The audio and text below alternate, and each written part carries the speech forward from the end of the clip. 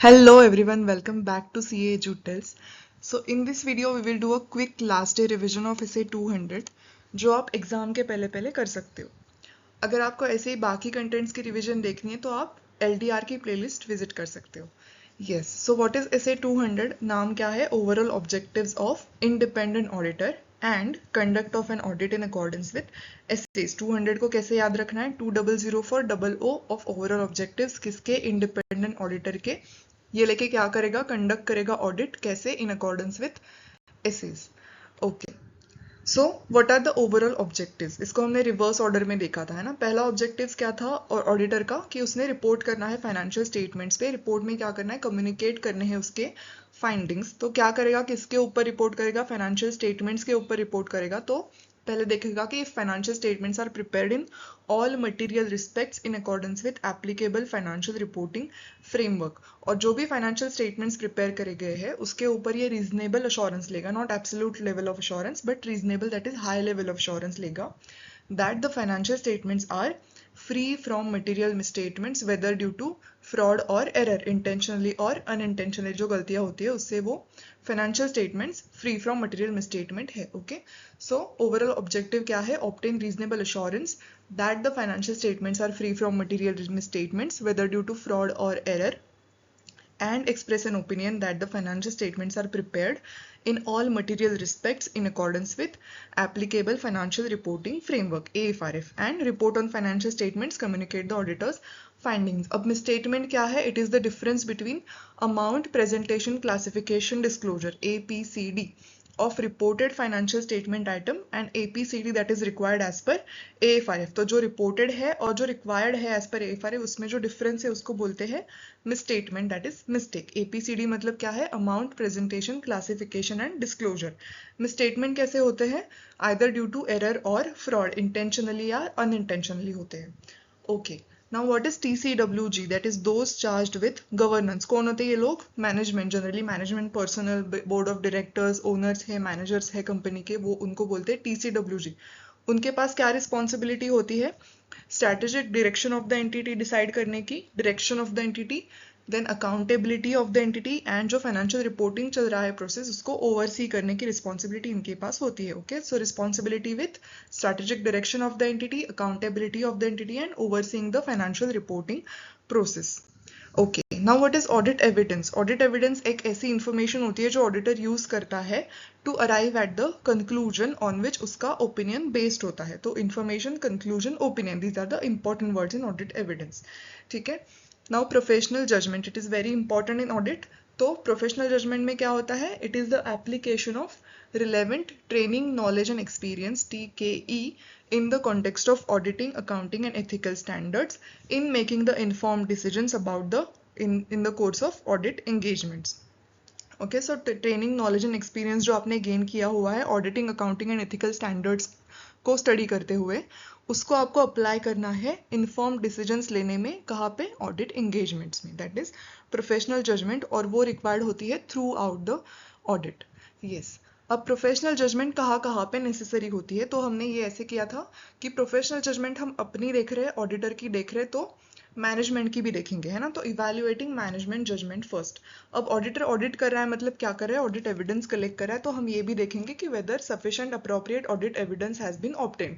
इसमें भी professional judgement necessary होती है या फिर ज़्यादा कुछ करना है ऑडिट में to obtain the to achieve our overall objectives, है ना. तो whether sufficient appropriate audit evidence has been obtained. Then auditor अगर audit कर रहा है तो audit evidence collect कर रहा है, but वो कैसे कर रहा है? using the auditing procedures. Hence nature, timing and extent of audit procedures decide करने के लिए भी professional judgment is required. So NTE, nature, timing, extent of audit procedures. अब ये करते करते ऑडिट प्रोसीजर्स करते करते हमें एक मिसस्टेटमेंट मिला. तो मिसस्टेटमेंट मटेरियल है या नहीं, इसका रिस्क है या नहीं, ये डिसाइड करने के लिए भी पीजे लगती है. तो materiality and audit risk. Then ये सब होने के बाद हम कंक्लूजन निकालेंगे कि if the misstatement is non material और material, and then opinion express करेंगे, इसलिए drawing of the conclusion. So professional judgement कहाँ कहाँ पे नेसेसरी होता है? In evaluating the management judgement, whether sufficient appropriate audit evidence has been obtained, nature, timing and extent of audit procedures, materiality and audit risk, and drawing of the conclusions. Next क्या है? Professional scepticism. एक ऐसा attitude है जिसमें questioning mind रहता है और हमें अलर्ट रहना पड़ता है ऐसी कंडीशन से which indicate possible misstatements and critical assessment of audit evidence. So questioning mind maintain करो, अलर्ट रहो किससे, पॉसिबल मिसस्टेटमेंट वाली कंडीशन से, और जो भी ऑडिट एविडेंस मिल रहा है उसको क्रिटिकली असेस करना है आपको, तो आप प्रोफेशनली स्केप्टिसिज्म आप मेंटेन कर रहे हो। ठीक है, अब यहाँ पे कहाँ पे अलर्ट रहना है ये भी हमें बताया गया है। अलर्ट के नाम सुनते ही हमें याद में आता है फ्रॉड, इसलिए कंडीशंस इंडिकेटिंग पॉसिबल फ्रॉड। अब फ्रॉड याद आया तो हमने क्या किया, हम जो डॉक्यूमेंट्स वेरीफाई कर रहे हैं, हम जो इंक्वायरीज कर रहे हैं, उसके जो हमें रिस्पॉन्सेज मिल रहे हैं, तो हम उसको केयरफुली देखने लगे। इसलिए information bringing into question the reliability of documents and responses to inquiries। अब ये करते करते ये ध्यान से देखते देखते हमें ऐसे दो ऑडिट एविडेंस मिले जो कॉन्ट्राडिक्टरी है, मतलब जो हमने डॉक्यूमेंट्स वेरीफाई कर रहे थे उसमें एक चीज़ मिली, और जो हमें रिस्पॉन्सेज मिले इंक्वायरी से उससे हमें एक चीज़ मिली, तो इसलिए वो कॉन्ट्राडिक्टरी हो गया। और इसकी वजह से हमने सोचा कि हमें अब एडिशनल ऑडिट प्रोसीजर्स परफॉर्म करनी है। तो इसलिए professional scepticism includes being alert to किससे, conditions indicating possible fraud, information bringing into question reliability of documents and responses to inquiries, contradictory audit evidence से हमें अलर्ट रहना है, और एडिशनल ऑडिट प्रोसीजर्स अगर परफॉर्म करनी है तो ऐसे वाले कंडीशन से भी हमें अलर्ट रहना है। अब प्रोफेशनल स्केप्टिसिज्म मेंटेन करने से कौन सी रिस्क रिड्यूस होती है।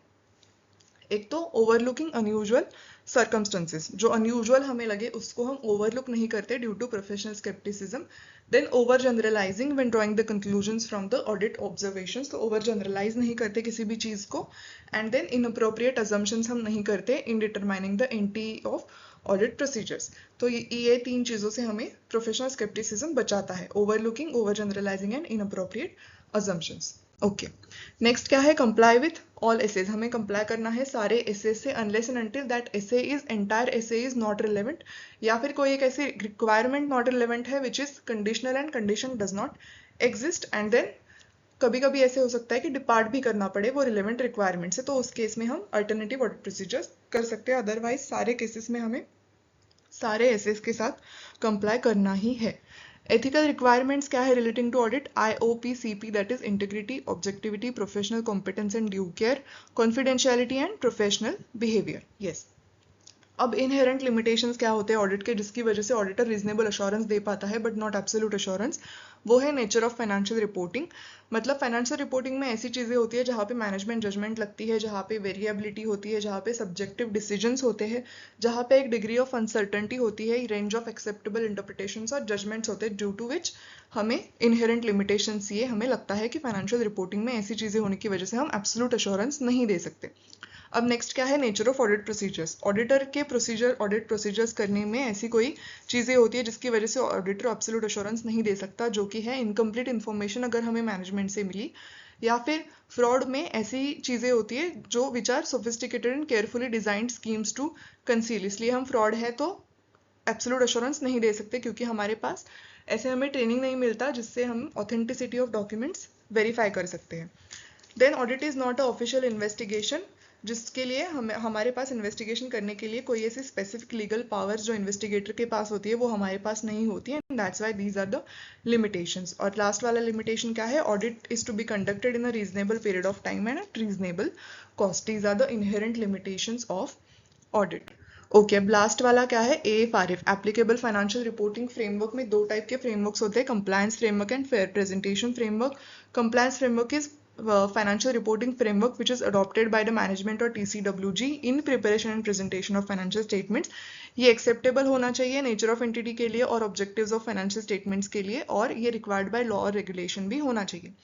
फेयर प्रेजेंटेशन में क्या करते हैं, कंप्लायंस फ्रेमवर्क तो करते ही है, बट एडिशनली हम करते हैं इट एक्नॉलेजेस एक्सप्लिसिटली और implicitly that to achieve the fair presentation हमें डिस्क्लोजर्स देने हैं beyond those specifically required by the framework, या तो फिर हमें डिपार्ट ही करना है from the requirement of the framework wherever necessary for achieving the fair presentation of the financial statements. Yes, so here we are done with last day revision of essay 200. So you will find the one pager notes of last day revision in the description of the video. And also if you want to see the concepts of the essay 200 or the little long revision of the essay 200, तो आप बाकी playlist भी देख सकते हैं. I hope you found this video helpful and thank you so much for staying with me till the end. See you in the next video. Till then, bye bye.